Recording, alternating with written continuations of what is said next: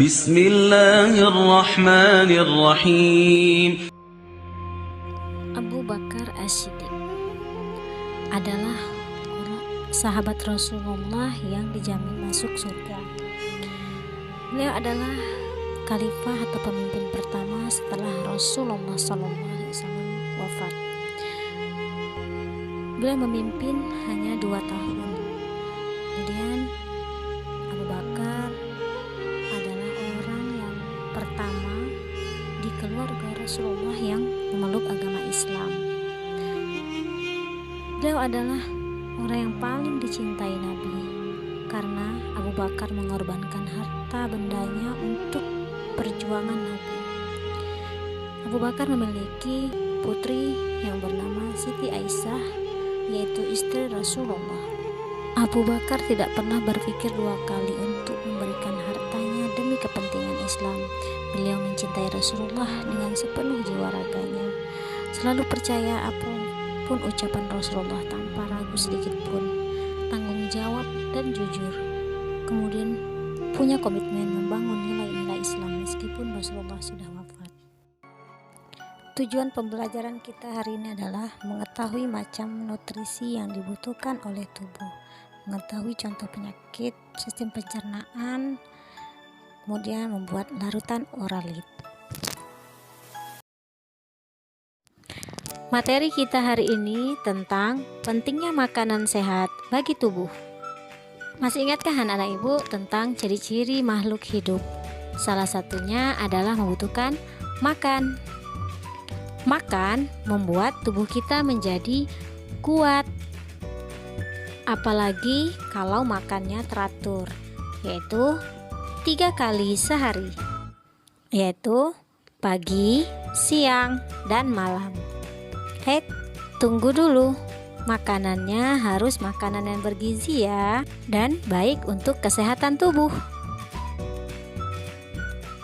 Perlu anak-anak ibu ketahui bahwa beberapa contoh makanan sehat yang dapat dikonsumsi untuk sarapan pagi, yaitu telur, sereal, susu, roti gandum, dan pisang. Kita akan mengetahui makanan bergizi. Makanan bergizi adalah makanan yang mengandung nutrisi yang baik untuk tubuh, yaitu karbohidrat, protein, lemak, vitamin, air, serat, dan mineral.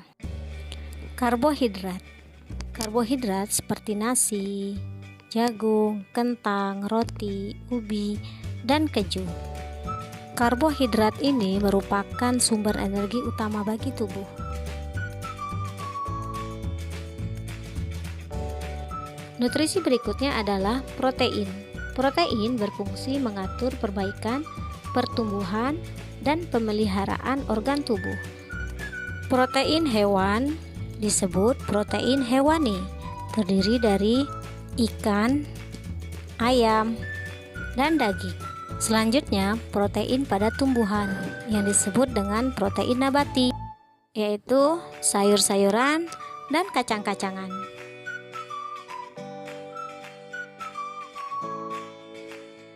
Selanjutnya adalah lemak.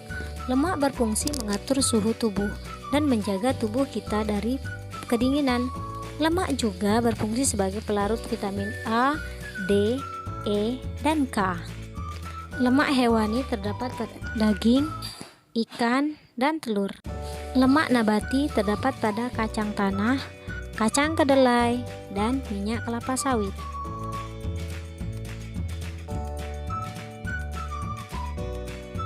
Selanjutnya adalah vitamin.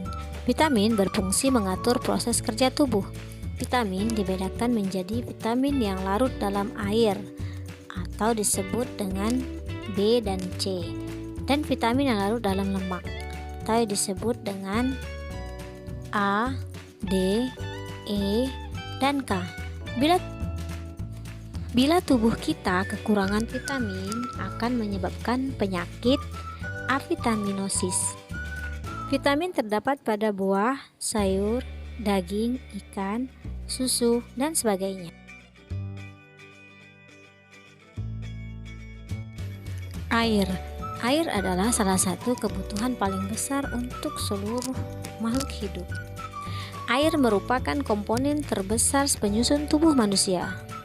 Sebagian besar air dalam tubuh akan hilang keluar tubuh melalui urin, tinja, keringat, dan uap air saat kita bernafas. Di dalam tubuh, air berfungsi mengangkut dan mengedarkan zat-zat ke seluruh tubuh, menjaga kestabilan suhu tubuh, dan mengeluarkan zat-zat sisa melalui ginjal dan kulit. Minum yang banyak ya, supaya kita tidak kekurangan ion.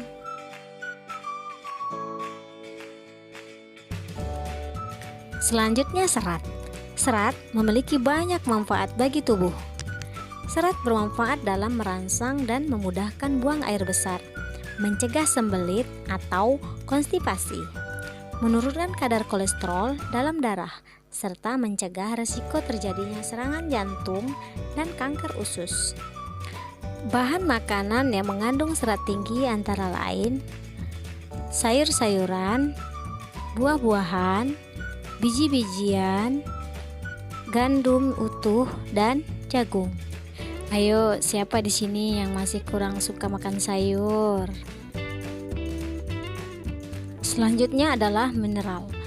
Contoh mineral yang dibutuhkan oleh tubuh adalah kalsium, fosfor, dan zat besi. Kalsium dan fosfor berfungsi membangun dan memelihara tulang dan gigi. Bahkan makanan banyak mengandung kalsium dan fosfor, antara lain jeruk nipis, susu kedelai, tahu, dan tempe. Zat besi berperan penting dalam pertumbuhan dan perkembangan tubuh, serta menjaga kesehatan tubuh. Bahan makanan yang mengandung zat besi yaitu ikan sarden, daging sapi, daging kambing, bayam, dan tomat.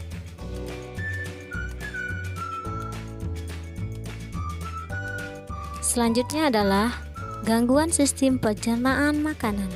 Salah satunya adalah MAH. MAH merupakan salah satu gangguan sistem pencernaan makanan. MAH merupakan penyakit yang mengganggu lambung dan usus 12 jari. Gangguan MAH disebabkan karena adanya produksi asam klorida yang berlebih di lambung. Bisa juga dari pola makanan yang tidak teratur, juga dapat memicu produksi asam klorida yang berlebih. Selain MAH, ada beberapa gangguan sistem pencernaan makanan. Di antaranya sebagai berikut. Diare. Diare terjadi jika penderita mengalami buang air besar yang encer atau cair dan terjadi lebih dari 4 kali sehari.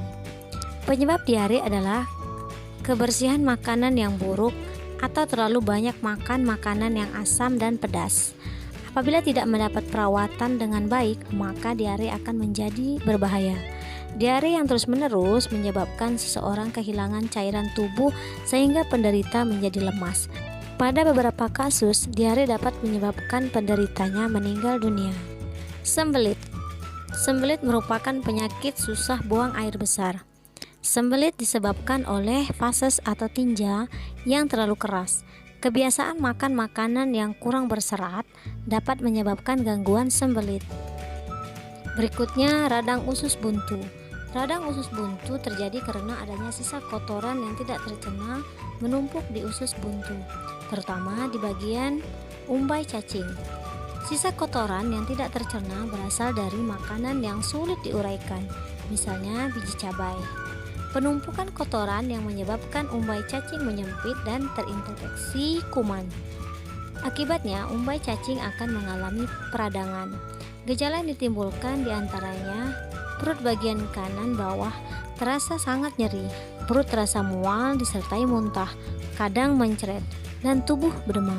Apabila radang sudah parah, maka harus dilakukan operasi. Selanjutnya, tifus.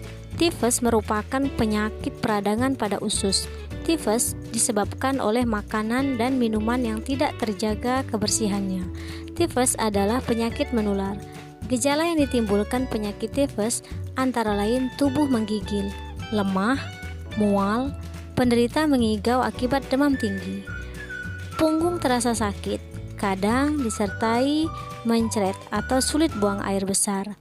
Jika terserang tifus, maka hendaknya mengkonsumsi makanan yang halus agar lebih mudah dicerna. Pernahkah kita semua merasakan perut kembung?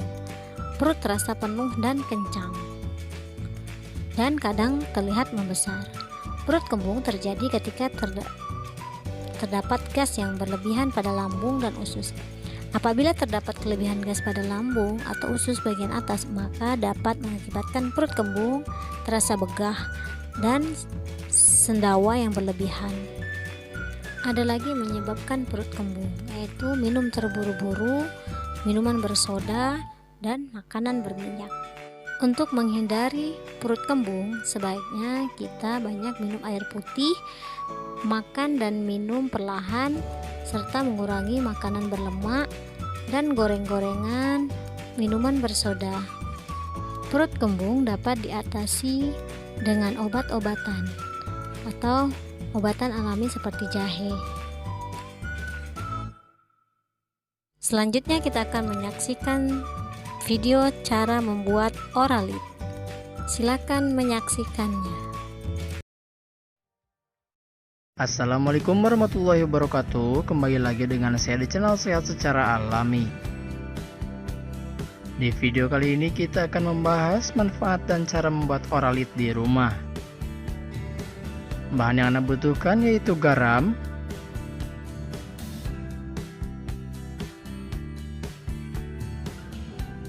gula,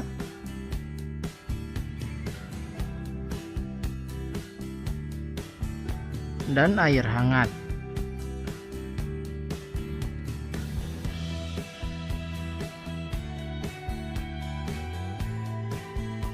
Pertama-tama tuangkan gula sebanyak 2 sendok makan.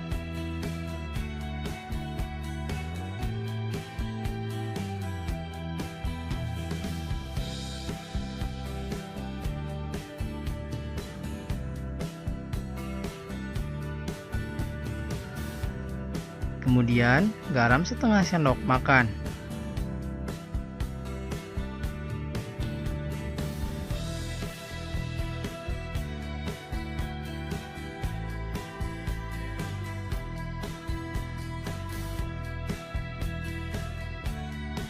Kemudian aduk hingga merata.